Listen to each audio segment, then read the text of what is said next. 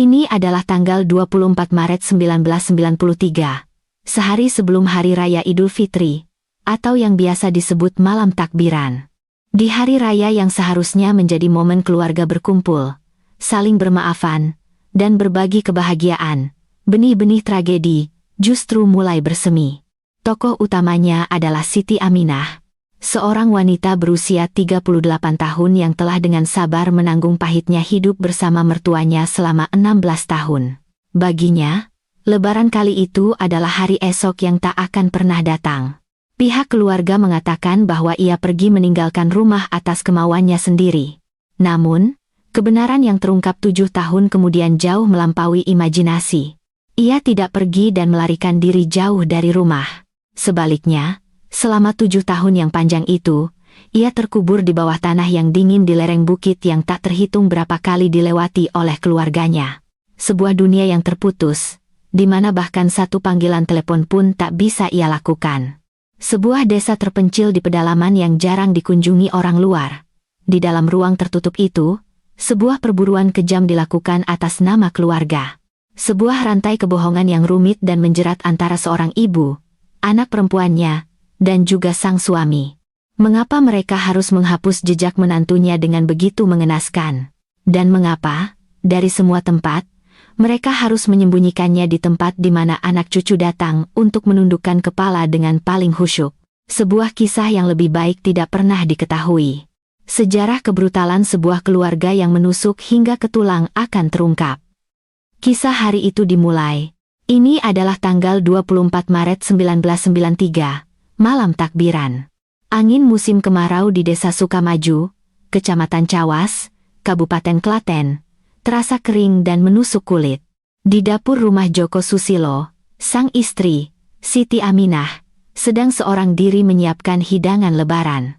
Tangan Siti Aminah terasa kebas dan pecah-pecah karena terus-menerus terendam air dingin. Namun, ia tidak menghiraukannya dan terus memotong bahan masakan di atas talenan. Saat itu, ibu mertuanya, Sumarni, duduk di ambang pintu dapur. Ia menyendok sesendok kuah opor ayam lalu mengerutkan keningnya. Astaga, asin sekali ini. Asin kayak air laut.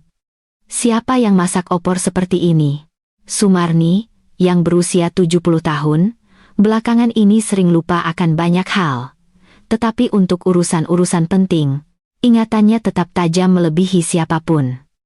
Siti Aminah menghentikan pekerjaannya dan menundukkan kepala sambil menjawab, "Ibu, tadi katanya kurang asin, jadi saya tambahkan garam lagi." "Kapan ibu bilang kurang asin?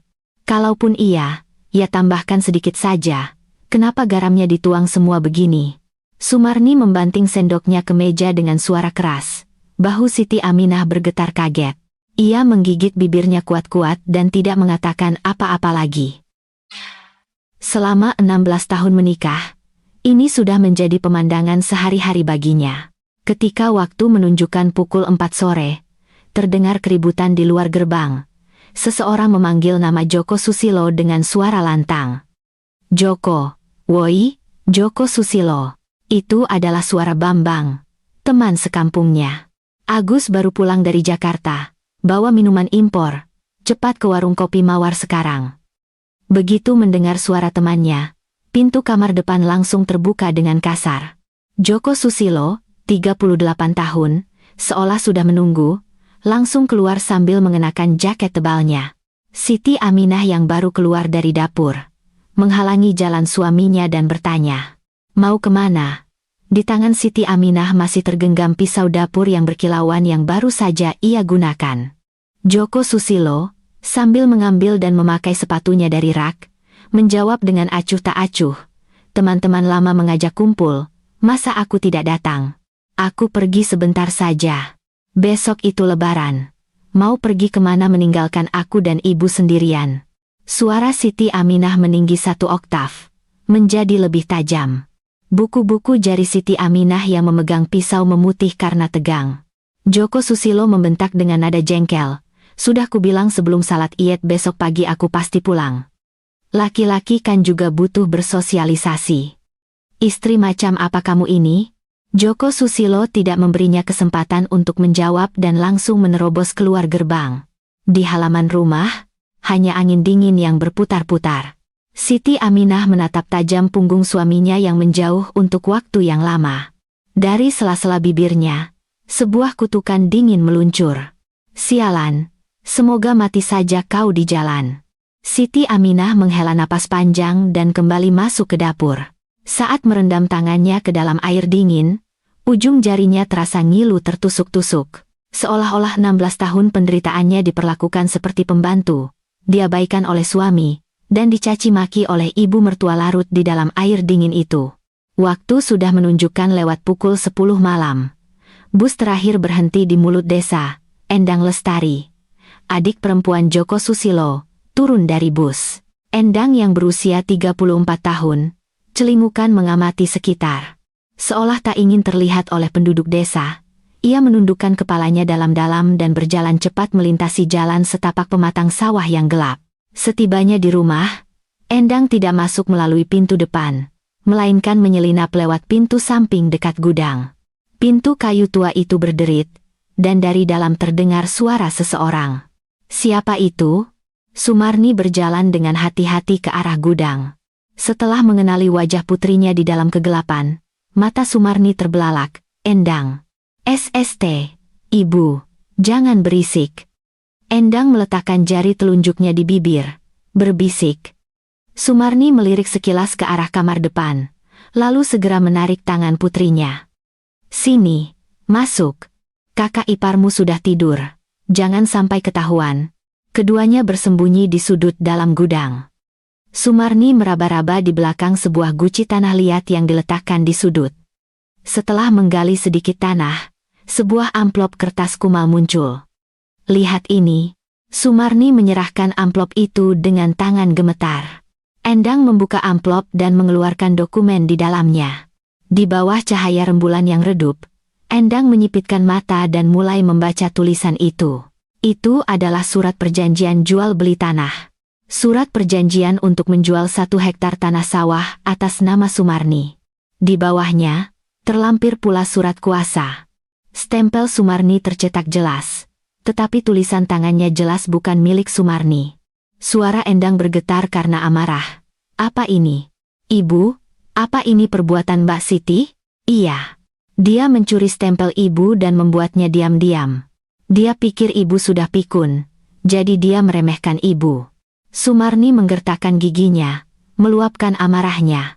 Endang memasukkan kembali surat-surat itu ke dalam bajunya dan berkata dengan tegas. Besok setelah ziarah, aku akan bicara dengannya. Kalau tidak bisa diajak bicara baik-baik, kita laporkan saja ke polisi. Malam itu, Endang menghabiskan malam tanpa tidur di kamar ibunya, menahan napas. 25 Maret 1993, pagi hari raya Idul Fitri tiba. Siti Aminah sudah bangun sejak subuh dan sibuk di dapur. Tangannya cekatan memasak ketupat, opor ayam, dan rendang. Namun, suaminya, Joko Susilo, yang pergi kemarin, belum juga kembali.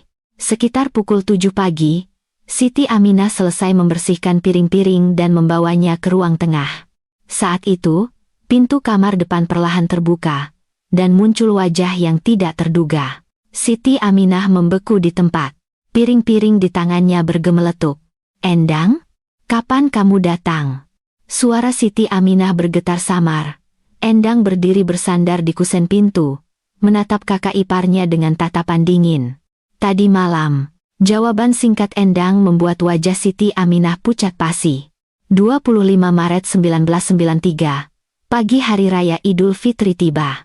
Hujan yang turun semalaman membuat seluruh desa Sukamaju basah dan lembab, tetapi di ruang tengah rumah Joko Susilo, hawa dingin yang menusuk tulang justru terasa mendominasi. Di depan hidangan lebaran yang disiapkan untuk keluarga, sosok Joko Susilo, kepala keluarga, tidak terlihat. Siti Aminah, sambil meletakkan semangkuk opor ayam yang masih mengepul di atas meja, membuka mulut dengan suara pelan. Orang itu sepertinya tidak akan pulang. Endang, yang duduk di sudut ruangan, menyapu pandang ke kursi kosong kakaknya dengan mata dingin dan menjawab, memangnya apa lagi? Paling-paling masih di lapak judi, sudah bisa ditebak. Ibu mertuanya, Sumarni, berdecak kesal sambil menyambar sendok dengan kasar. Wanita tua yang terkadang pikun itu, seketika menjadi waras setiap kali mendengar anaknya dicela. Dasar anak tidak tahu diuntung. Orang yang tidak bisa menghargai makanan dari leluhurnya, mana bisa jadi orang benar. Sudahlah, ayo kita makan saja. Ketiga wanita itu makan dalam diam, tetapi di dalam ruangan itu, bukan aroma sedap masakan lebaran yang terasa, melainkan hawa dingin yang menusuk. Suasananya lebih mirip makam orang mati yang sunyi daripada rumah orang yang masih hidup. Begitu selesai makan, Sumarni seolah sudah menunggu, langsung berdiri dari duduknya, bereskan meja. Kita harus ziarah sebelum hari makin siang. Siti Aminah, yang sedang membereskan piring, menatap ibu mertuanya dengan mata terkejut, seperti kelinci yang kaget.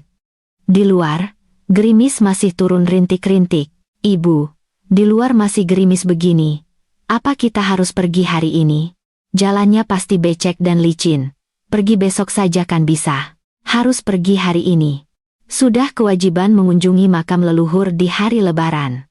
Kalau ditunda sehari, itu namanya orang lain, bukan keluarga. Jangan banyak bicara, cepat bersiap. Suara tegas Sumarni mengandung kekeraskepalaan yang tak bisa dibantah. Siti Aminah menggigit bibirnya, tidak bisa membantah lagi, dan menundukkan kepala. Melihat kesempatan itu, Endang melirik sekitar lalu diam-diam membuka pintu dan keluar lebih dulu. Endang melintasi halaman dan bersembunyi di sudut belakang gudang.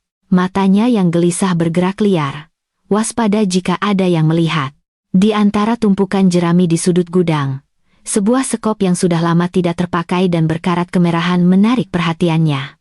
Endang menggenggam gagang sekop sambil bergumam pada dirinya sendiri. Ini sudah cukup, pas sekali. Endang mengambil kain bekas yang tergantung di dinding gudang, dan membungkus bagian tajam sekop itu rapat-rapat. Kemudian, seperti kucing pencuri, ia menyelinap keluar gerbang dan menyusup ke semak-semak lebat di dekat mulut desa, lalu menancapkan sekop itu di sana. Setelah menutupinya seadanya dengan dedaunan kering untuk kamuflase, Endang kembali ke rumah.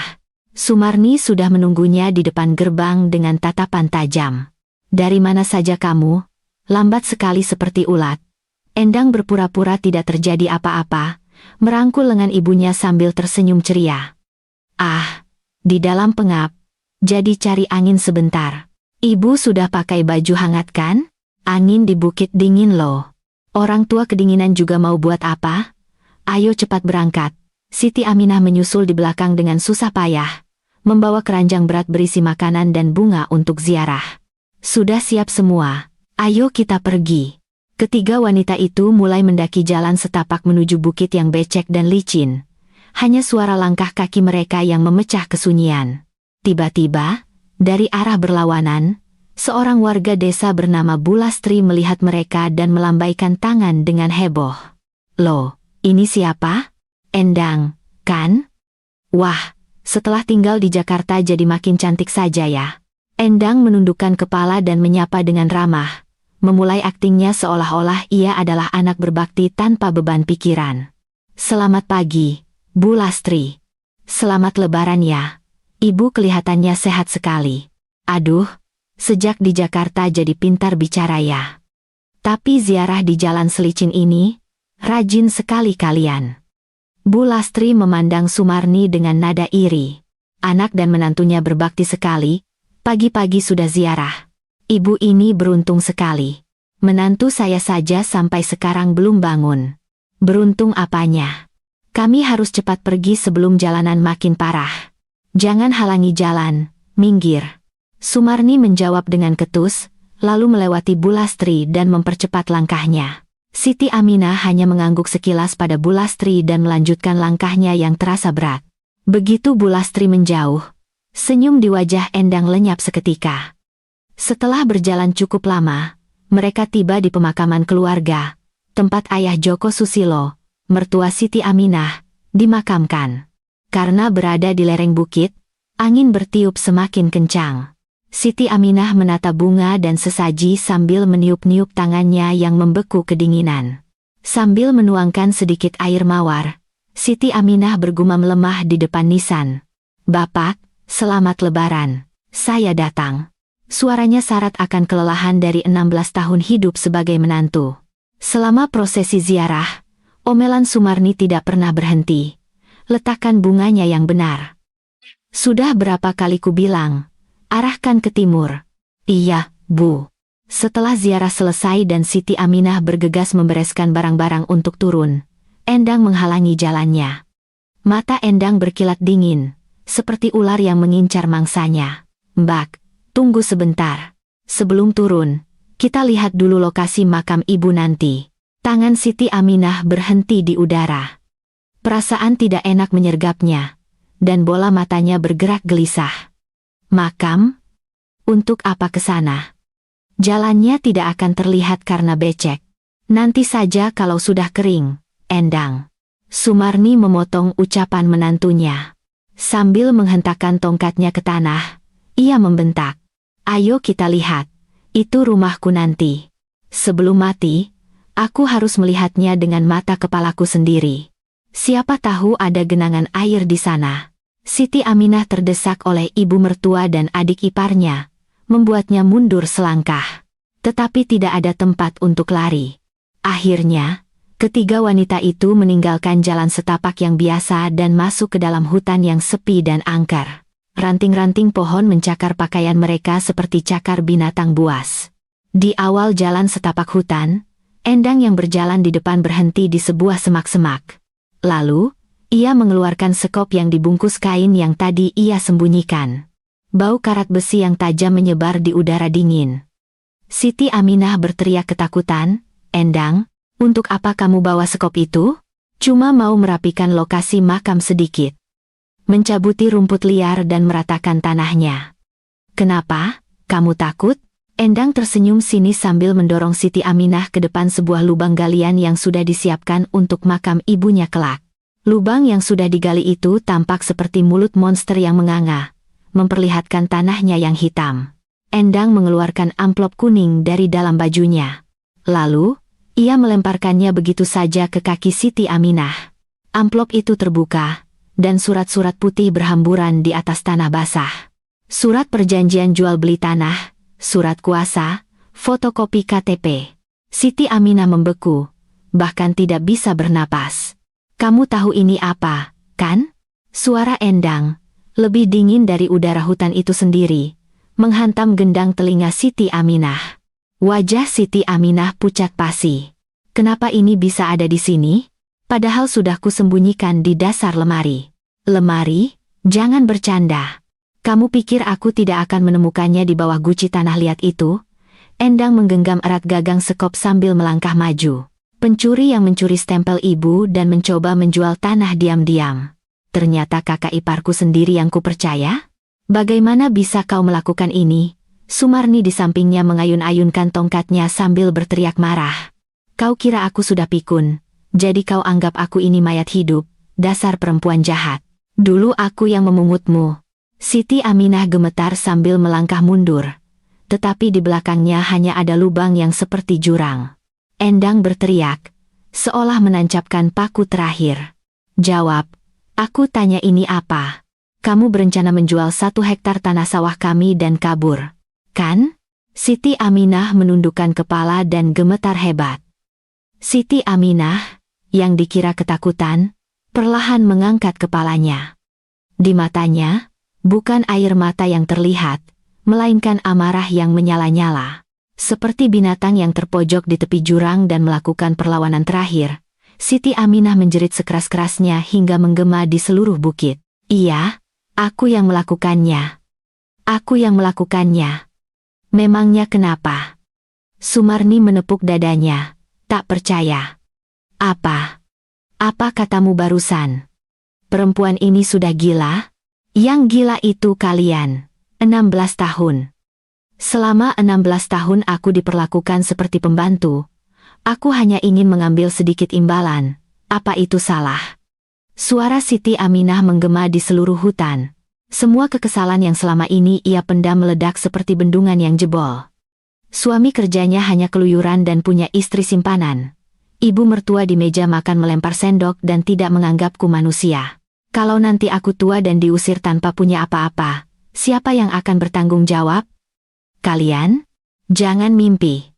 Siti Aminah menginjak-injak surat-surat yang berserakan sambil menatap tajam Endang. Kamu juga sama saja. Datang pas lebaran saja, pura-pura jadi anak berbakti, sok suci. Apa kamu tahu bagaimana aku hidup selama ini? Aku hanya ingin mengambil hakku dan hidup seperti manusia. Apa itu dosa? 25 Maret 1993, pukul 10 pagi.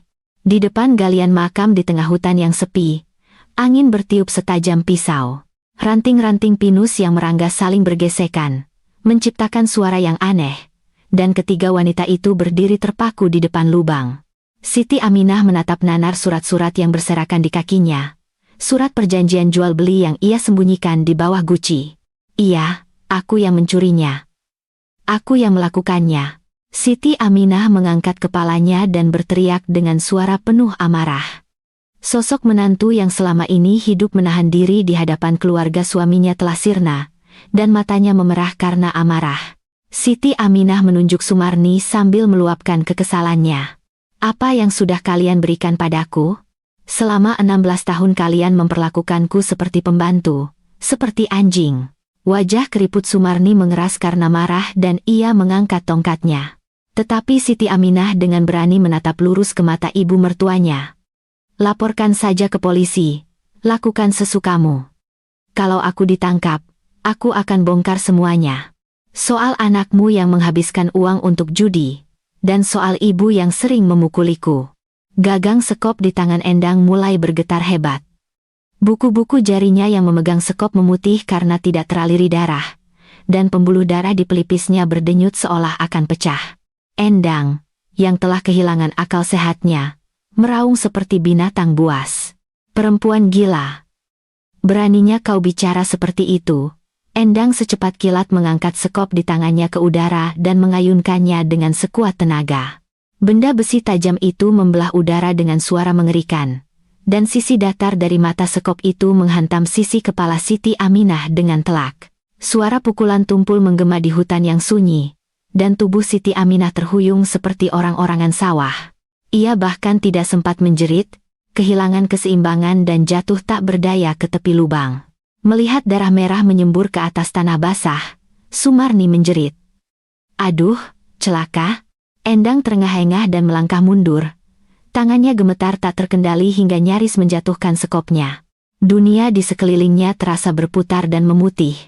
Tetapi ia melihat Siti Aminah yang tergeletak bergerak sedikit. Rintihan kesakitan keluar dari mulut Siti Aminah.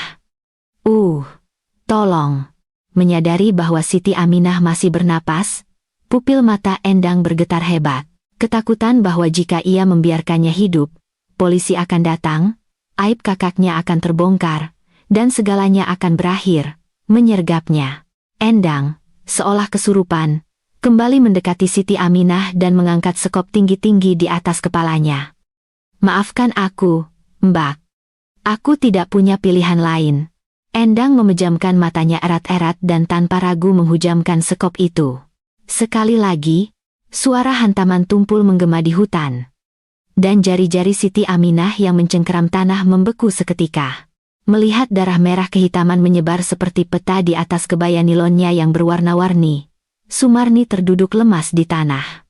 Endang, apa yang kau lakukan? Kau membunuh orang. Suara Sumarni bergetar hebat karena ketakutan. Endang dengan tangan berlumuran darah, terhuyung-huyung mendekati ibunya dan dengan panik membekap mulut ibunya dengan telapak tangannya. SSTT, diam Bu. Bagaimana kalau ada yang dengar? Kalau orang desa datang, habislah kita semua. Kedua tangan Endang gemetar hebat, dan darah kental di telapak tangannya menodai wajah Sumarni dengan warna merah. Sumarni mencengkeram erat pergelangan tangan putrinya untuk melepaskannya, menatapnya dengan mata berkaca-kaca. Endang jatuh berlutut tanpa tenaga di atas tanah basah sambil bergumam. Bu, aku akan menyerahkan diri. Ini perbuatanku, jadi aku akan masuk penjara. Saat Endang mencoba bangkit dengan sempoyongan, Sumarni menyambar ujung bajunya dan menariknya dengan kuat. Tatapan mata wanita tua yang tadinya menangis itu kini berubah dingin dan penuh amarah. Sulit dipercaya. Tidak boleh. Jangan halangi masa depan kakakmu.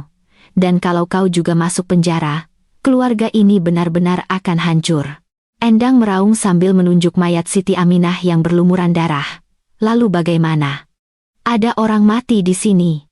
Darahnya sebanyak itu. Bagaimana lagi? Kubur dia di sini. Kubur saja di sini. Sumarni menunjuk lubang galian makam yang kosong dengan jarinya yang kurus. Endang menatap ibunya dengan tatapan kosong, tidak percaya dengan apa yang didengarnya. Sumarni mengguncang bahu putrinya sambil berbisik dengan cepat dan pelan. Nanti kalau ibu mati, peti mati ibu akan diletakkan di atasnya. Menantu di bawah, ibu yang menindihnya. Dengan begitu, tidak akan ada yang tahu selamanya. Wajah Endang pucat pasi, tetapi tatapan mata ibunya begitu tegas. Sumarni mendorong punggung putrinya, mendesaknya. Cepat lakukan, tidak ada waktu. Kalau matahari terbenam, nanti ada yang lihat. Endang menggertakkan giginya kuat-kuat dan menyelipkan tangannya di bawah ketiak mayat yang sudah lemas itu. Saat mayat diseret, jejak darah merah tergambar seperti ular panjang di atas tanah basah. Endang terengah-engah dan mengerang. Kenapa berat sekali? Endang menyeret mayat itu sampai ke tepi lubang, memejamkan mata erat-erat, dan dengan sisa tenaganya, mendorongnya ke dalam lubang. Dengan suara gedebuk, tubuh Siti Aminah jatuh ke dasar dan teronggok di ruang sempit itu. Sumarni, yang mengawasi dari atas, berteriak dengan cemas, "Posisikan yang benar. Pastikan kakinya tidak menyembul keluar, tekan-tekan sampai masuk semua. Cepat." Endang, seperti orang gila, mulai menyekop tanah dan menutupi mayat itu. Setiap kali tanah dingin dijatuhkan, wajah pucat dan tangan indah Siti Aminah satu persatu menghilang ke dalam kegelapan. Sambil menaburkan tanah, Endang bergumam dengan bibir gemetar, seolah merapal mantra. Maafkan aku, Mbak. Tolong maafkan aku." Ketika ujung terakhir dari kebaya nilonnya benar-benar lenyap di antara tanah, Endang meratakan permukaannya dan mengumpulkan dedaunan kering untuk menutupinya. Makam yang telah dikamuflase dengan cermat itu, sekilas tampak seperti lubang kosong biasa di tengah hutan. Sumarni, yang mengawasi pekerjaan itu, mengangguk puas. Sudah. Rapi sekali, kan? Sekarang tidak akan ada yang tahu. Bahkan setan pun tidak akan tahu. Endang yang kehabisan tenaga, meletakkan sekop berlumuran darahnya dan terduduk lemas di tempat. Di tengah keheningan yang menyesakan di hutan itu, entah dari mana, seekor gagak terbang dan berkoak terus-menerus. Hah. Bu, sekarang kita bagaimana? Benar kan tidak akan ketahuan?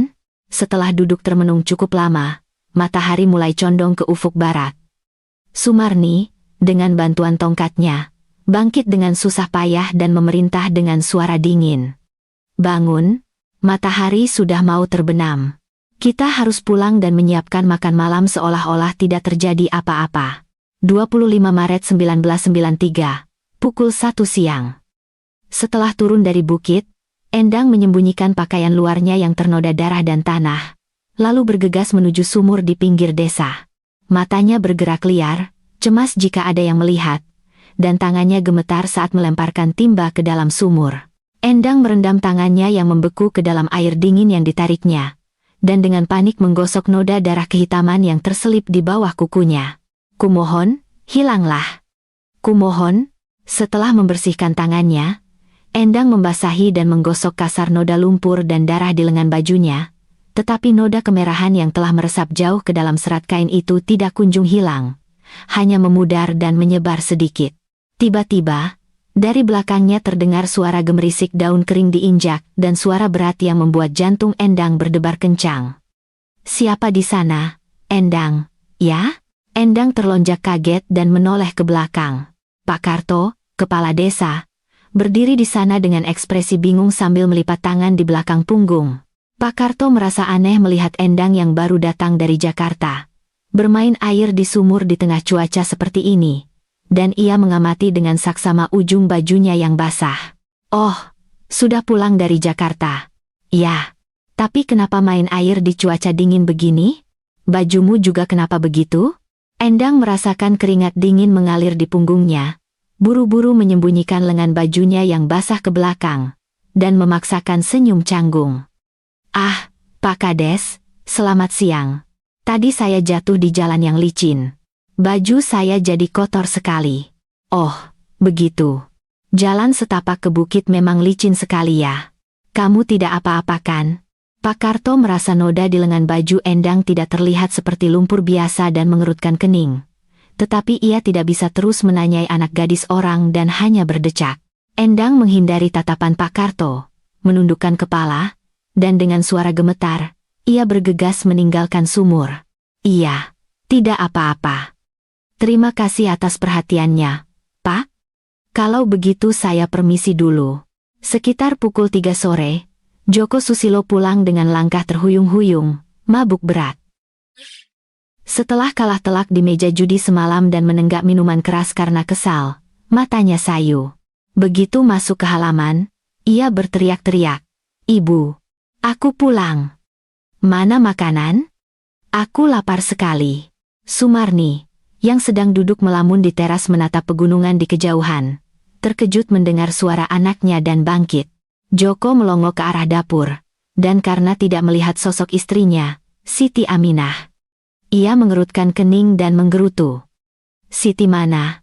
Dasar istri tidak tahu diri. Suami pulang tidak disambut." Sumarni menghindari tatapan mata anaknya, menelan ludah, dan dengan tenang mengucapkan kebohongan yang telah ia siapkan. "Siti pergi dari rumah setelah dari ziarah. Dia mengeluh tentang kamu yang suka keluyuran, lalu mengemasi barang-barangnya dan pergi begitu saja." "Apa? Pergi dari rumah? Istri gila itu." Joko menatap ibunya dengan ekspresi bingung sejenak, tetapi bukannya khawatir, ia malah tertawa sinis. Seolah lega karena tidak ada istri yang akan mengomelinya. Ia menguap lebar dan membuka pintu kamar. Halah, dia mau pergi kemana juga. Paling beberapa hari lagi juga pulang sendiri. "Aku lelah, mau tidur. Jangan bangunkan aku." Ketika Joko masuk ke kamar dan mulai mendengkur, Sumarni kembali duduk di ujung teras, menatap ke arah pemakaman keluarga tempat menantunya dikubur. Awan yang menggantung di puncak bukit di kejauhan terasa seperti arwah menantunya, membuat bibir Sumarni bergetar. "Ya Tuhan, apa yang telah kulakukan?" "Siti." Waktu berlalu. Pada bulan September 1993, saat angin musim kemarau mulai berhembus, Sumarni mulai sakit-sakitan. Guncangan dan rasa bersalah atas perbuatannya menggerogoti jiwa dan raganya. Ia sering mengalami mimpi buruk setiap malam, dan akhirnya, ia hanya bisa terbaring di kamarnya menatap langit-langit sebelum menghembuskan napas terakhirnya dalam kesunyian. Pada hari pemakaman, di mana warga desa berkumpul, Endang yang datang tergesa-gesa dari Jakarta mengenakan pakaian duka dan menyambut para pelayat di rumah duka. "Ibumu meninggal dengan tenang. Punya anak perempuan yang begitu berbakti, beliau pasti pergi dengan damai." Endang hanya bisa menundukkan kepala mendengar pujian para pelayat, tanpa bisa menjawab. Baginya, pemakaman ini bukanlah tempat untuk berduka atas kepergian ibunya, melainkan ritual terakhir untuk menyegel rahasia mengerikan itu selamanya di dalam tanah. Endang bergumam dalam hati, "Ibu, seperti janji kita, ibu akan berbaring di atasnya." Pada hari pemakaman, para pemuda desa dan penggali kubur naik ke pemakaman keluarga untuk menyiapkan makam Sumarni. Seorang penggali kubur mengangkat cangkulnya tinggi-tinggi untuk meratakan liang lahat, sama sekali tidak menyadari bahwa di bawahnya terkubur jasad Siti Aminah, dan bersiap untuk menghujamkannya dengan kuat. "Ayo, kita gali. Peti mati butuh lubang yang lebih dalam." Melihat itu, Endang menjadi pucat pasi dan menjerit, berlari dengan pakaian dukanya yang berkibar-kibar. Ia melemparkan dirinya ke depan, seolah akan melompat ke dalam lubang yang akan dicangkul oleh penggali kubur itu dan menghalangi jalan mereka. "Jangan, berhenti, jangan digali." Penggali kubur itu terkejut dengan tindakan tiba-tiba dari keluarga yang berduka, menghentikan cangkulnya, dan bertanya dengan bingung, "Ho, Mbak, kenapa ini? Peti mati kan harus dikubur, jadi tanahnya harus digali." "Tidak boleh. Sama sekali tidak boleh digali dalam-dalam. Cukup." Endang merentangkan kedua tangannya menghalangi lubang itu, berteriak dengan suara tegang seolah akan berbusa. Matanya memerah, dan seluruh tubuhnya gemetar hebat. Ini wasiat ibu. Beliau berpesan jangan pernah menggali tanahnya dalam-dalam. Beliau ingin dikubur dangkal saja. Pak Karto, kepala desa, maju ke depan dengan bingung untuk menenangkan Endang. Tetapi sikap Endang begitu keras kepala sehingga ia tidak bisa ditarik paksa. Endang, tenanglah. Meskipun ini wasiat, peti mati butuh lubang yang lebih dalam. Kalau begini tidak bisa dikubur. Ku bilang tidak bisa ya tidak bisa. Kalau kalian tidak menuruti pesan ibu, aku akan gigit lidah dan mati di sini. Suasana menjadi tegang. Pak Karto menatap para penggali kubur dengan ekspresi bingung dan menghela napas. Jika keluarga yang berduka menghalangi dengan mati-matian seperti itu, melanjutkan pekerjaan secara paksa bisa menimbulkan masalah besar. Baiklah, baiklah. Berhenti menggali. Kita turuti saja kemauan keluarga. Kubur dangkal saja. Para penggali kubur saling berpandangan bingung. Tetapi atas perintah kepala desa, mereka meletakkan cangkul dan hanya meratakan tanah dengan kedalaman yang jauh lebih dangkal dari biasanya. Tak lama kemudian, peti mati Sumarni diturunkan ke dalam liang lahat. Peti itu berada hanya 30 cm di atas jasad Siti Aminah yang terkubur di dalam tanah. Saat para penggali kubur menimbun tanah, mereka berdecak. Hah, makam kok dangkal sekali begini. Khawatir nanti digali binatang buas. Endang, dengan mata melotot, mengawasi setiap gerakan sekop para penggali kubur sampai gundukan tanah terbentuk sempurna dan rumput ditanam di atasnya. Ia tidak beranjak satu langkah pun dari sisi makam. Akhirnya, ketika nisan dipasang dan semua prosesi pemakaman selesai, Endang berlutut dan bersujud di depan gundukan makam. Sambil berpura-pura bersujud kepada ibunya, ia berdoa dengan sungguh-sungguh ke arah tanah di bawahnya. Tolong, semoga tidak ada yang tahu selamanya.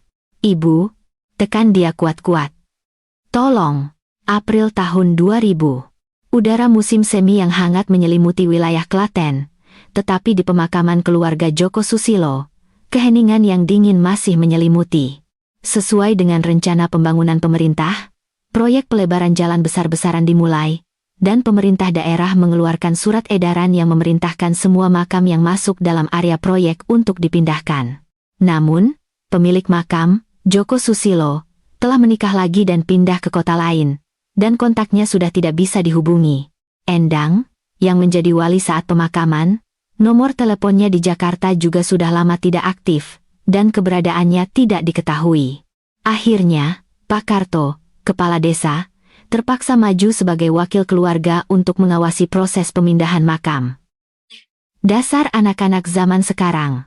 Makam leluhur sendiri ditelantarkan begini. Mau tidak mau, aku yang harus turun tangan. Pada suatu hari yang cerah di pertengahan April, para pekerja yang disewa untuk pemindahan makam datang membawa peralatan ke pemakaman keluarga, diikuti oleh Pak Karto. Pak Karto menunjuk gundukan makam Sumarni yang ditumbuhi rumput liar dan memperingatkan para pekerja. Ini makam Bu Sumarni. Usianya sudah 7 tahun, jadi tolong gali dengan hati-hati. Keluarga tidak ada di sini. Kalau sampai rusak bisa jadi masalah besar. Para pekerja mengangguk mendengar perkataan Pak Karto dan berkumpul di sekitar makam dengan membawa sekop, bukan ekskavator. Dari pengalaman, mereka tahu bahwa untuk makam tua, sentuhan tangan manusia lebih aman daripada mesin. Suara kering sekop yang menggali tanah gundukan memecah keheningan di bukit itu. 1 sekop, 2 sekop, 3 sekop. Saat keringat mulai membasahi dahi para pekerja, tutup peti mati kayu yang sudah lapuk muncul di kedalaman yang jauh lebih dangkal dari perkiraan. Salah seorang pekerja yang membersihkan tanah berdecak tak percaya. Wah, dangkal sekali di kuburnya. Baru beberapa kali nyekop sudah kelihatan petinya. Iya, betul. Kalau begini, untung saja tidak hanyut waktu banjir besar kemarin. Anak-anaknya asal-asalan sekali mengurus makamnya. Pekerja lain menimpali sambil menggelengkan kepala. Pak Karto yang melihat itu teringat akan hari pemakaman Sumarni 7 tahun lalu. Bayangan aneh Endang yang mengenakan pakaian duka, mondar-mandir di depan liang lahat sambil berteriak-teriak jangan menggali terlalu dalam karena energi tanahnya akan hilang, melintas di benaknya. Waktu itu kupikir dia aneh sekali. Ternyata memang karena wasiatnya ya, minta dikubur dangkal. Para pekerja dengan hati-hati mengangkat peti mati yang berderit dan memindahkannya ke samping. Tempat di mana peti itu berada kini menjadi lubang tanah kosong. Seorang pekerja turun ke dalam lubang dengan sekop untuk membereskannya. Kita rapikan dulu dasarnya, baru kita kumpulkan jenazahnya. Harus bersih. Pekerja itu menusukkan sekopnya ke tanah untuk meratakan sisa tanah di dasar. Tuk! Ujung sekopnya terasa mengenai sesuatu yang berat. Pekerja itu mengira itu batu, lalu kembali menusukkan sekopnya dan mengaduk tanah. Tetapi yang terangkat bersama sekop bukanlah batu, melainkan sepotong kain yang sudah kotor karena tanah tetapi tidak membusuk. Ho! Apa ini? Kok ada kain? Pekerja itu membungkuk dengan ekspresi bingung dan membersihkan tanah dengan tangannya. Potongan kebaya nilon berwarna-warni yang cerah menampakkan wujudnya. Kain kafan dari serat alami akan hancur di dalam tanah, tetapi nilon, sebagai serat sintetis, tidak membusuk selama 7 tahun dan menjadi kaku. Mata pekerja itu terbelalak. Hei, Pak Kades. Ini apa? Ini bukan kain kafan. Kenapa warnanya begini? Pak Karto terkejut dan mendekat ke tepi lubang untuk melihat ke dalam. Di tangan pekerja itu bukan kain kafan putih yang lusuh, melainkan kebaya nilon dengan motif bunga yang norak. Punggung Pak Karto terasa dingin, dan firasat buruk melintas di benaknya. Kain kafan kan dibuat dari kain mori. Itu kan kebaya nilon, kenapa ada barang seperti itu di dasar kuburan? Suara Pak Karto bergetar samar. Coba gali lagi, lihat ada apa di bawahnya. Pekerja itu menelan ludah dan mulai membersihkan tanah di sekitarnya dengan hati-hati. 1 sekop, 2 sekop. Saat tanah di bawah potongan kebaya itu disingkirkan, sebuah benda putih dan keras menyembul dari antara tanah. Itu bukan akar pohon, bukan juga batu, melainkan tulang rusuk manusia. Ark! Pekerja itu menjerit, melemparkan sekopnya, dan melangkah mundur. Ia merangkak keluar dari lubang dengan panik, ketakutan. Manusia, di bawah ada tulang manusia. Tulang. Para pekerja lain yang ada di sekitar menghentikan pekerjaan mereka dan berkerumun di sekitar lubang. Semua menahan napas dan melihat ke dalam. Dari dalam tanah, kerangka manusia yang mengenakan kebaya berwarna-warni, terkubur dalam posisi seperti janin, perlahan menampakkan wujudnya yang mengerikan. Pikiran Pak Karto menjadi kosong, dan ingatan 7 tahun lalu berkelebat seperti film. Endang yang gemetaran mencuci tangan di sumur di tengah cuaca dingin. Noda kemerahan yang tidak bisa hilang di lengan bajunya. Alasan canggungnya bahwa ia terpeleset dan terkena lumpur. Dan di hari pemakaman, mosupnya yang menghalangi para penggali kubur dengan mata gila, melarang mereka menggali tanah dalam-dalam. Semua kepingan puzzle itu menyatu, dan Pak Karto merinding. Astaga, jadi begitu ceritanya. Semua itu ada alasannya. Pak Karto berteriak panik, panggil polisi. Cepat, ada orang dikubur di sini, ini kasus pembunuhan. Suara sirene mobil polisi yang datang setelah menerima laporan memecah keheningan di bukit itu. Inspektur Polisi Baskoro dari Satuan Reserse Kriminal Polres Klaten tiba di lokasi dan melewati garis polisi. Baskoro, 35 tahun, menyapu pandangannya yang tajam ke seluruh lokasi kejadian. Ia teringat saat ia masih menjadi polisi muda berusia 28 tahun yang bertugas di Polsek desa ini 7 tahun lalu. Jaga lokasi kejadian. Sampai tim identifikasi datang, jangan ada yang mendekati lubang ini. Baskoro memasang garis polisi kuning di sekitar lubang dan menyuruh para pekerja menjauh. Tak lama kemudian, tim forensik dari kepolisian datang dan mulai mengumpulkan jenazah dengan hati-hati membersihkan tanah. Jenazah itu terkubur di tanah dangkal, hanya 30 cm di bawah tempat peti mati Sumarni berada, dalam posisi meringkuk. Pakaian yang dikenakan oleh kerangka itu adalah kebaya nilon berwarna-warni yang mengingatkan pada model populer 7 tahun lalu. Seorang anggota tim forensik, sambil membersihkan tanah dari tengkorak dengan kuas, melapor kepada Baskoro. Komandan, ada bekas retakan yang jelas di sisi tengkorak. Sepertinya dipukul dengan kuat oleh benda tumpul. Ekspresi Baskoro mengeras. Ini bukan sekadar penguburan biasa, melainkan jejak pembunuhan di mana korban dibunuh secara brutal lalu dikubur secara diam-diam. Jenazah yang berhasil dievakuasi segera dikirim ke pusat laboratorium forensik Polri, dan proses identifikasi gigi dilakukan. Beberapa hari kemudian, Laporan hasil autopsi tiba di meja Baskoro. Baskoro membuka laporan itu dengan tangan gemetar. Ketika sebuah nama yang tidak asing muncul di matanya, ia menghela napas panjang. Telah teridentifikasi sebagai Siti Aminah, menantu yang dilaporkan hilang 7 tahun lalu. Wanita yang dilaporkan bertengkar dengan suaminya dan meninggalkan rumah setelah ziarah pada hari Lebaran tahun 1993. Baskoro, yang saat itu masih menjadi polisi muda di Polsek, hanya mempercayai keterangan suaminya, Joko Susilo, dan menganggapnya sebagai kasus orang hilang biasa. Baskoro memukul mejanya dengan keras. Sialan, seharusnya aku menyelidikinya lebih dalam waktu itu. Sama saja aku yang menguburnya. Dihantui penyesalan dan rasa bersalah, Baskoro menggigit bibirnya. Tetapi, sekarang ia harus menuntaskan dendam arwah yang mati secara tidak adil. Segera bentuk tim investigasi. Cari kakak beradik Joko Susilo dan Endang Lestari sekarang juga. Seluruh desa gempar. Kabar penemuan mayat yang mengerikan itu menyebar dengan cepat dan menjadi bahan perbincangan warga. Dengar tidak? Menantunya terkubur di bawah makam mertuanya. Astaga! Jadi selama 7 tahun dia terkubur di bawah sana? Mereka membunuh menantunya lalu meletakkan peti mati ibu mertuanya di atasnya. Pantas saja waktu itu Endang panik melarang orang menggali tanah. Ternyata karena takut ketahuan, orang-orang berkumpul dan berbisik-bisik tentang desas-desus mengerikan itu, dan tidak ada yang berani menatap ke arah pemakaman keluarga tempat kebenaran yang mengerikan terungkap. Kerangka Siti Aminah, yang akhirnya melihat cahaya matahari setelah 7 tahun, kini siap untuk memecah keheningan dan menceritakan kebenaran hari itu. Polisi segera mengeluarkan surat panggilan untuk suami, Joko Susilo, dan adik ipar, Endang Lestari, sebagai tersangka utama. Joko Susilo, yang telah menikah lagi dan memulai hidup baru di kota lain, datang ke Polres Klaten dengan menggerutu setelah menerima telepon dari polisi. Di ruang interogasi yang dingin, di hadapan Inspektur Baskoro, Joko Susilo yang berusia 45 tahun tampak telah dihantam keras oleh badai kehidupan selama 7 tahun.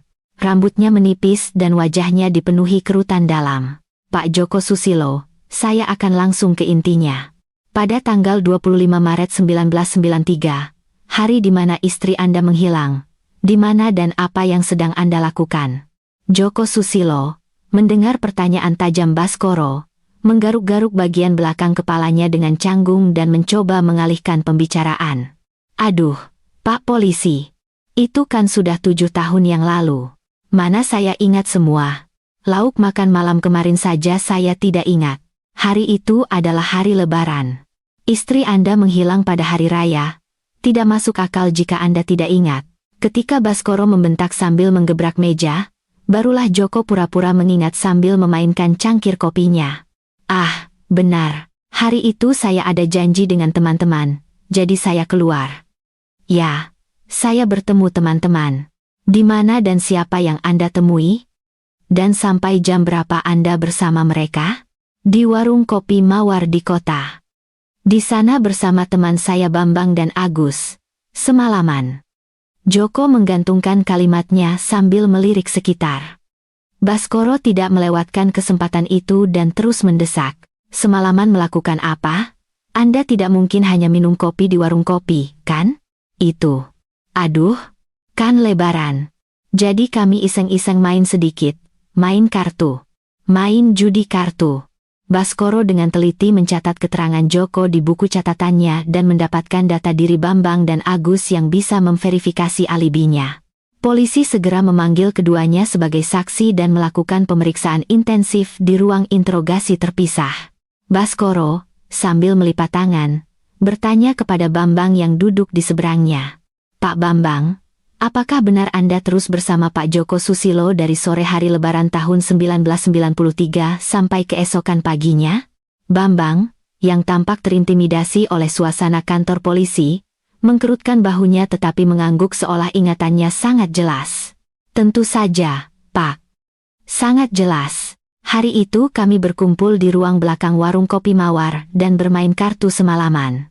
Selain ke kamar mandi, kami tidak pernah berpisah sedetik pun. Jam berapa tepatnya? Apakah Pak Joko Susilo pernah keluar sebentar? Kami berkumpul sekitar jam 4 sore dan bermain sampai matahari terbit keesokan harinya. Joko, orang itu, dari sore sudah kalah telak dan terus merengek minta pinjaman. Menyebalkan sekali, makanya saya ingat. Agus, yang diperiksa di ruang sebelah, memberikan kesaksian yang sama persis. Dari sore Lebaran sampai subuh kami terus bersama. Joko kalah telak dan tidak punya uang untuk bayar minumannya, jadi saya yang bayarin. Dia itu sudah gila judi. Tidak ada niat untuk pulang sama sekali. Karena kesaksian keempat anggota judi itu cocok 100%. Alibi Joko Susilo secara ironis terbukti sempurna berkat gaya hidupnya yang berantakan. Pada saat istrinya terkubur di dalam tanah yang dingin, suaminya sedang sibuk berjudi dan tidak berada di rumah.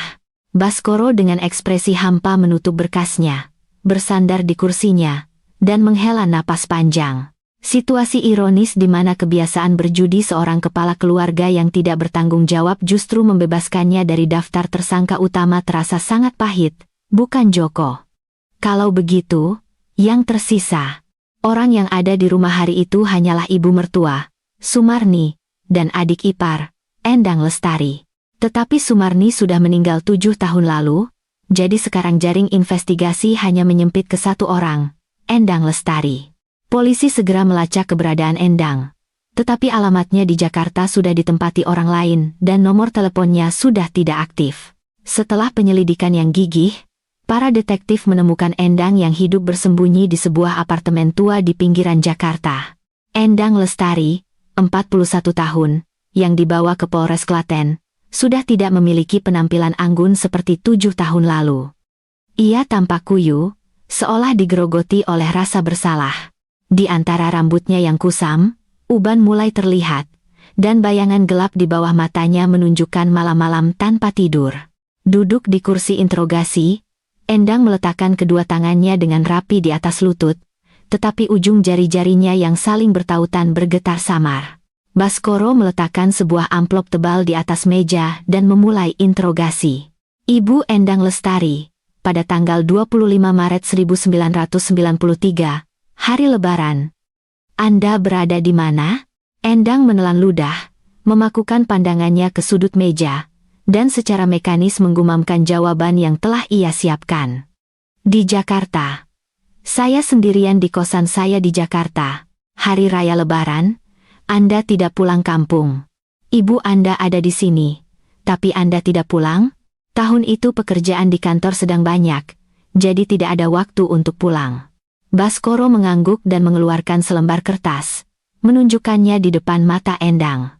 Pekerjaan kantor sedang banyak, katanya. Tapi ada yang aneh. Apa itu? Apa yang aneh? Warga desa Anda, Ibu Lastri, bersaksi bahwa ia melihat Anda pagi itu di jalan setapak menuju bukit untuk ziarah. Katanya kalian bahkan saling sapa dengan ramah. Apa ini juga salah lihat? Otot wajah Endang menegang sesaat. Tetapi ia berusaha bersikap tenang dan tersenyum canggung. Ah, ibu itu mungkin salah lihat.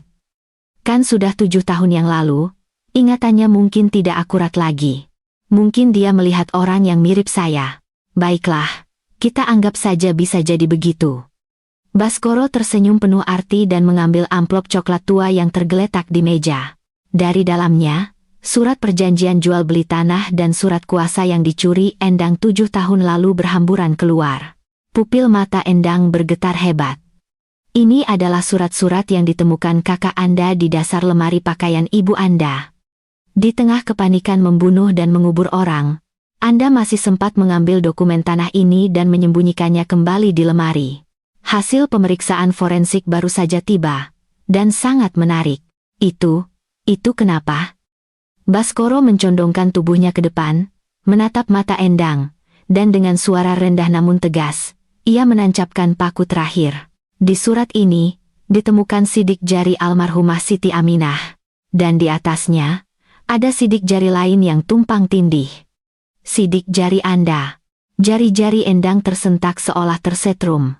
Ia mengepalkan tangannya di atas lutut begitu erat hingga tidak teraliri darah. Urat-urat biru menonjol di punggung tangannya. Anda bilang Anda ada di Jakarta. Lalu kenapa di surat rahasia yang disembunyikan kakak ipar Anda ini penuh dengan sidik jari Anda? Kapan Anda menyentuhnya? Endang menggigit bibirnya begitu keras hingga nyaris berdarah, dan tetap diam. Di dalam ruang interogasi, hanya suara detik jam di dinding yang berdetak, mencekik jantung Endang. Setelah hening sejenak, Endang membuka bibirnya yang gemetar dan buru-buru memberikan alibi. Itu, kakak yang melakukannya. Kakak yang menelepon dan menyuruh saya pulang. Baskoro mengangkat alisnya, terkejut. Kakak Anda, Joko Susilo? Iya. Kakak menelepon, bilang dia membuat masalah dan minta tolong. Jadi saya buru-buru pulang. Waktu saya sampai, Mbak Siti sudah meninggal. Kakak yang menyuruh saya hanya membantu membuang mayatnya. Saya tidak membunuhnya. Endang meninggikan suaranya, memohon belas kasihan seolah-olah ia adalah korban.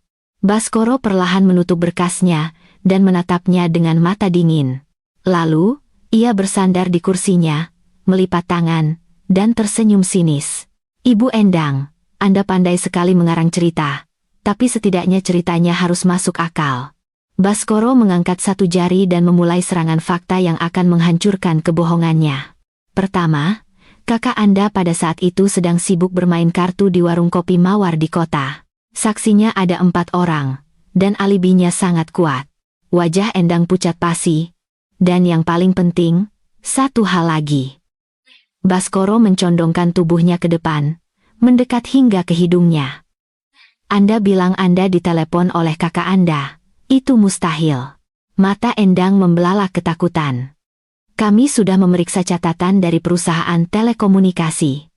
Telepon rumah Anda pada tahun 1993 statusnya terputus, baik untuk panggilan masuk maupun keluar. Kakak Anda menunggak tagihan telepon selama 6 bulan karena uangnya habis untuk judi, jadi pada hari lebaran itu, salurannya sudah diputus total. Bagaimana Anda bisa menelepon dengan telepon yang mati?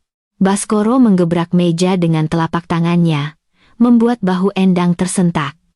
Semua kebohongannya terbongkar, dan pertahanan terakhir yang menopangnya runtuh.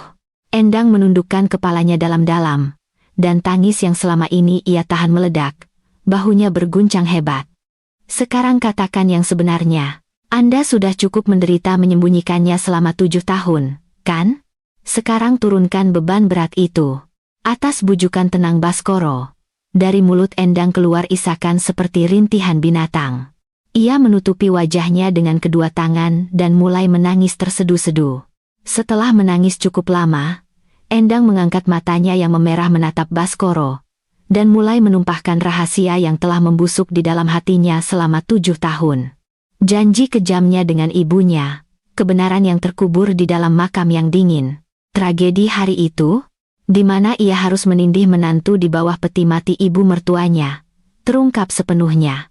Oktober tahun 2000. Pengadilan Negeri Klaten. Sejak dini hari, pengadilan sudah ramai oleh kerumunan orang. Warga berbaris panjang untuk menghadiri sidang putusan kasus penguburan ganda yang mengerikan antara ibu mertua dan menantu, atau yang dikenal sebagai kasus pembunuhan Sukamaju. Para wartawan saling berebut tempat terbaik untuk mengambil gambar. Begitu pintu ruang sidang dibuka, kursi penonton langsung terisi penuh, dan suara gumaman di mana-mana menambah ketegangan. Astaga, ibu dan anak berkomplot membunuh menantunya. Manusia berwujud iblis. Benar. Selama 7 tahun mereka membuat makam ibu mertuanya di atasnya. Dendam macam apa itu?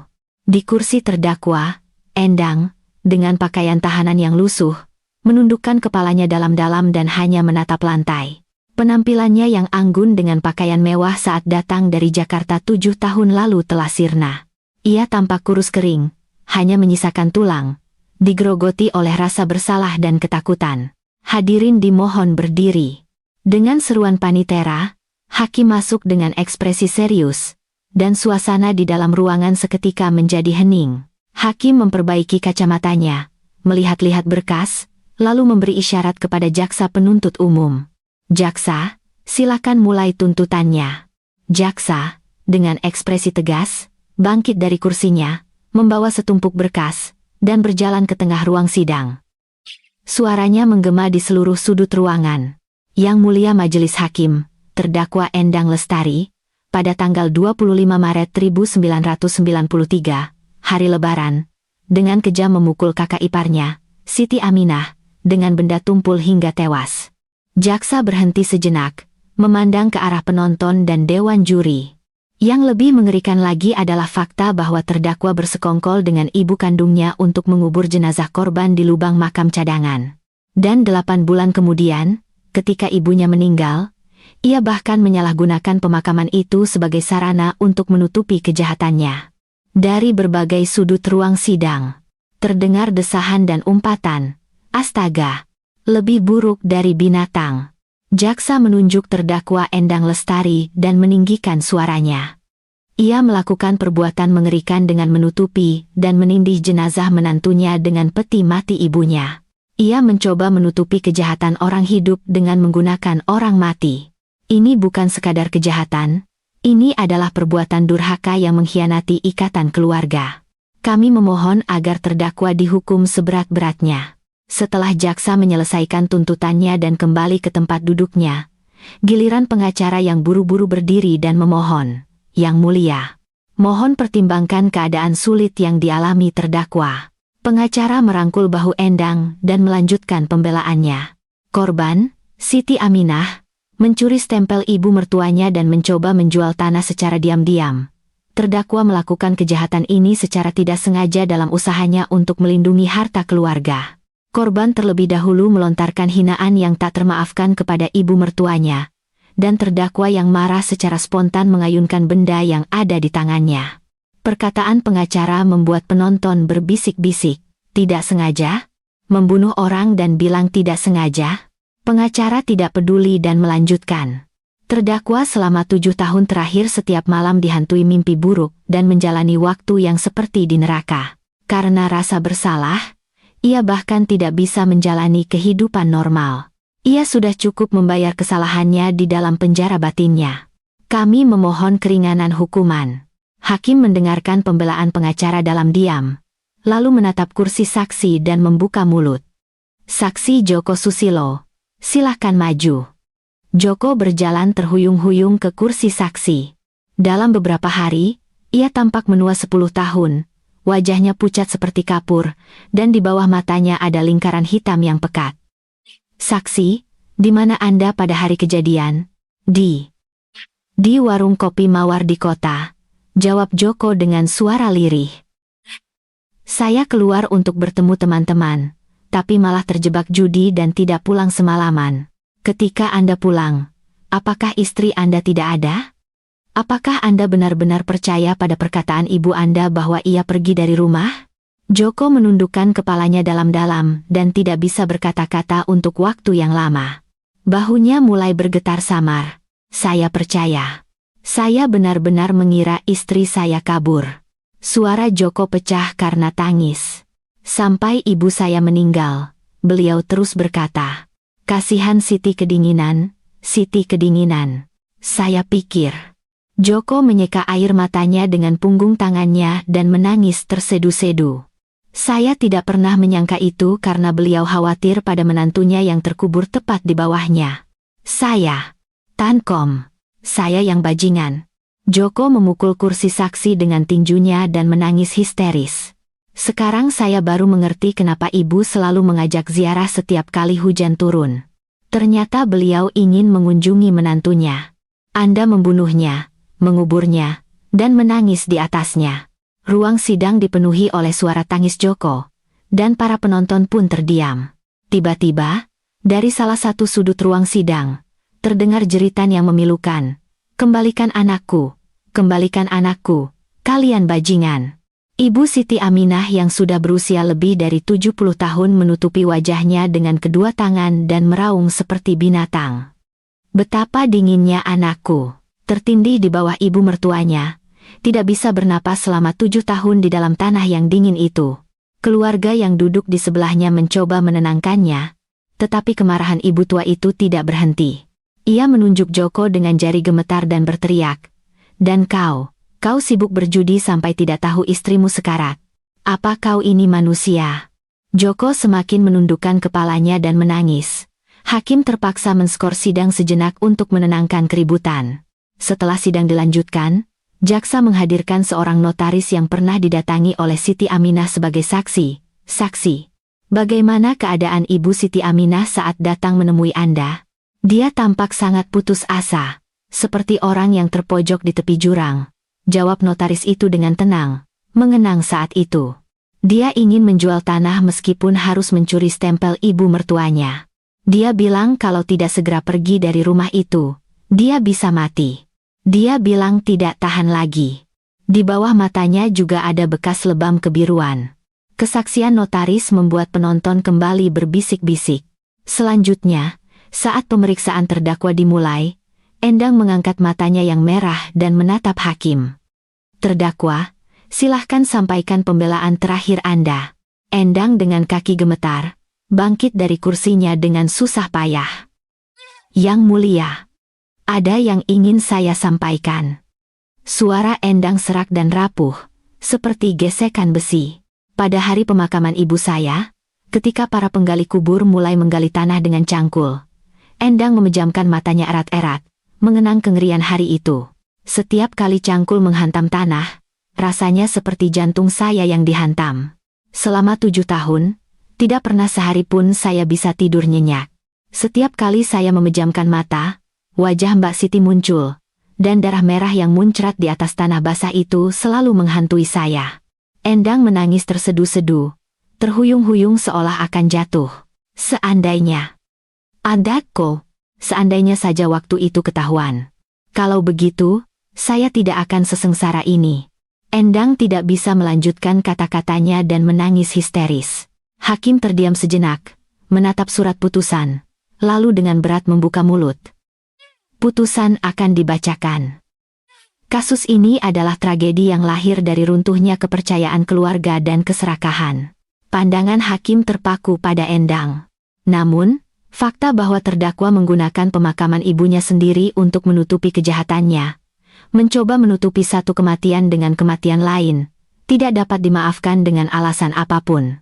Oleh karena itu, majelis hakim menjatuhkan hukuman penjara 12 tahun kepada terdakwa Endang Lestari. Tok, tok, tok. Palu hakim yang diketuk menggema di ruang sidang, dan dari kursi penonton terdengar desahan antara keluhan dan kelegaan. Ibu Siti Aminah, begitu mendengar putusan, berteriak aduh, Siti, dan pingsan di tempat. Ruang sidang seketika menjadi kacau, dan orang-orang berkerumun untuk menolong ibu tua itu. Ibu, sadar. Panggil ambulans. Tangan lemas ibu tua yang digotong dengan tandu dan punggung Endang yang diborgol dan diseret keluar saling bersilangan. Joko hanya duduk termangu di kursi saksi yang kosong, menatap kehampaan.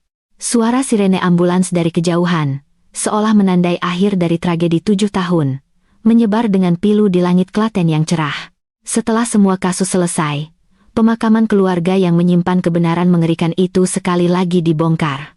Makam Sumarni dihancurkan tanpa jejak. Abu jenazah Sumarni yang telah dikremasi diletakkan di sudut paling terpencil di sebuah rumah abu. Tetapi tidak ada seorang pun yang datang untuk menyalakan dupa atau meletakkan setangkai bunga untuknya. Mati pun tidak dihormati. Itulah balasan karena telah memakan menantunya sendiri. Sebaliknya, tulang belulang Siti Aminah, yang selama 7 tahun tertindih di bawah peti mati ibu mertuanya yang dingin, dikumpulkan satu persatu dengan hati-hati di tengah isak tangis keluarganya. Keluarganya menyaring tanah agar tidak ada satu tulang pun yang terlewat, dan dengan penuh perhatian memberikannya tempat peristirahatan baru di samping makam ayahnya, di tempat yang cerah. Siti, sekarang tidak dingin lagi kan? Tinggallah dengan hangat di samping ayahmu.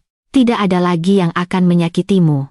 Ibu Siti Aminah, yang siuman setelah seminggu di rumah sakit, dengan tubuh yang lemah, berlutut di depan makam baru putrinya.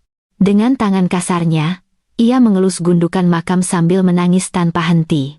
Di nisan yang disinari matahari hangat, terukir kalimat singkat namun penuh kepedihan yang dibuat oleh ibunya selama berhari-hari. Kau sudah banyak menderita, putriku. Kalimat itu membuat hati siapapun yang membacanya terasa sesak. Siti, sekarang sudah ada sinar matahari dan di samping ayahmu, jadi kau tidak akan kesepian lagi. Selama ini kau pasti sangat takut di tempat gelap. Sekarang ibu yang akan menjagamu, Joko Susilo, yang tidak bisa lagi hidup di desanya karena malu, menjual rumah tempat ia tinggal selama lebih dari 30 tahun dengan harga murah dan memutuskan untuk kabur di malam hari hanya dengan satu koper. Di tengah malam yang sunyi, Joko menyelinap keluar rumah seperti pencuri. Saat ia menoleh ke belakang, yang ada di matanya bukanlah kerinduan, melainkan rasa bersalah dan ketakutan akan pandangan orang-orang. Aku tidak tahan lagi dengan tatapan orang-orang di desa ini. Dosaku terlalu besar. Aku tidak akan pernah bisa menginjakkan kaki di sini lagi. Rumah Joko yang ditinggalkan pemiliknya dengan cepat ditumbuhi rumput liar setinggi manusia, dan gentengnya satu persatu pecah, mengubahnya menjadi rumah hantu yang menyeramkan. Setiap malam, pintu gerbang tua yang berderit karena angin mengeluarkan suara aneh, membuat warga desa yang melewatinya merapatkan kerah baju dan mempercepat langkah, takut jika ada hantu yang muncul. Setiap lewat depan rumah itu, punggungku merinding. Katanya setiap malam terdengar suara tangisan perempuan. Arwahnya pasti tidak tenang. Pak Karto, kepala desa, bahkan setelah kasus ini selesai, setiap kali lebaran ia akan naik ke pemakaman keluarga dan mengunjungi bekas lokasi makam Sumarni yang kini hanya menjadi tanah kosong yang ditumbuhi rumput liar. Ia menatap tempat yang selama 7 tahun telah menindih menantunya. Tempat yang penuh dengan dendam, dan berdecak dengan ekspresi pahit. Orang hidup menindih orang mati selama 7 tahun. Betapa besar dendamnya. Mati pun tidak akan tenang. Inspektur Baskoro, yang karena kasus ini diakui kemampuannya dan dipromosikan ke unit khusus kasus yang belum terpecahkan, tetap memiliki rasa bersalah yang berat di dalam hatinya. Setiap kali detektif juniornya mencoba menganggap laporan orang hilang sebagai kasus biasa, ia akan teringat pada kesalahannya yang pahit 7 tahun lalu dan memarahi mereka dengan keras. Apa? Ada orang hilang dan kau anggap remeh? Aku pernah melihat orang yang tertindih di bawah ibu mertuanya selama 7 tahun. Berkas yang kau tutup itu bisa jadi adalah nyawa seseorang. Waktu berlalu. Pada tahun 2010, Endang Lestari yang dihukum 12 tahun penjara, mendapatkan remisi 2 tahun karena berkelakuan baik dan keluar dari penjara. Namun, setelah membayar kesalahannya, ia tidak kembali ke kampung halamannya dan tidak menghubungi keluarga atau kerabatnya, menghilang seperti asap. Syukurlah. Muka apa yang akan ia tunjukkan kalau kembali ke sini? Paling-paling dia ganti nama dan hidup seperti orang mati di tempat lain. Saat ini, tahun 2023, area perbukitan yang menjadi lokasi tragedi itu telah mengalami perubahan besar karena pembangunan besar-besaran, menjadi kompleks apartemen bertingkat tinggi. Para penghuni muda yang tinggal di sana sama sekali tidak tahu bahwa di bawah tanah yang mereka injak terkubur rahasia yang mengerikan, dan hanya menikmati kenyamanan rumah baru mereka. Sayang, pemandangan dari apartemen kita bagus sekali ya. Ada bukit, udaranya segar, dan enak buat jalan-jalan. Namun, para orang tua di desa yang mengingat sejarahnya, setiap kali musim ziarah lebaran tiba, akan berkumpul di balai desa, minum kopi, dan menjadikan cerita mengerikan di masa lalu itu sebagai teman mengobrol. Sambil menatap kompleks apartemen baru yang gemerlapan di luar jendela, mata mereka menyimpan kenangan dingin yang tidak akan pernah pudar oleh waktu. Itu, apartemen yang dibangun di sana, dulu tempat makam yang menindih menantunya, membangun rumah di atas kuburan. Yang mati maupun yang hidup, tidak akan bisa berbaring dengan tenang. Terima kasih telah menyimak cerita ini sampai akhir. Jika Anda meninggalkan komentar sudah menyimak dengan baik, itu akan menjadi penyemangat yang besar bagi saya. Semoga hari Anda juga dipenuhi dengan cahaya dan ketenangan. Jangan lupa untuk subscribe dan like. Terima kasih.